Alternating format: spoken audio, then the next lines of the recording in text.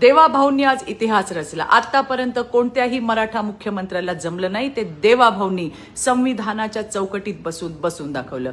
मराठ्यांसाठी झटणारा नेता, मराठ्यांना न्याय देत आरक्षण देणारा नेता म्हणून इतिहासात त्यांचं नाव सुवर्ण अक्षरात लिहिलं गेलंय. मी म्हटलं होतं की मराठ्यांना आरक्षण जर कोण देईल ना तर ते राज्याचे सन्माननीय मुख्यमंत्री देवेंद्र भाऊ फडणवीस. एकीकडे आंदोलक गलिच्छ शिव्या त्यांना देत होते, पण आपले संयमी मुख्यमंत्री अगदी शांतपणे कायद्याच्या चौकटीत मराठा आरक्षणाचा तोडगा कसा निघेल याचा अभ्यास करत होते. आज पुन्हा एकदा सांगायला मला अभिमान वाटतो की माझा नेता संयमी आहे, माझा नेता सहनशील आहे, संवेदनशील आहे, माझा नेता प्रेमळ आहे, माझा नेता सर्वांचं ऐकणारा, सगळ्यांना न्याय देणारा आहे, माझा नेता सर्वांसोबत चालणार आहे.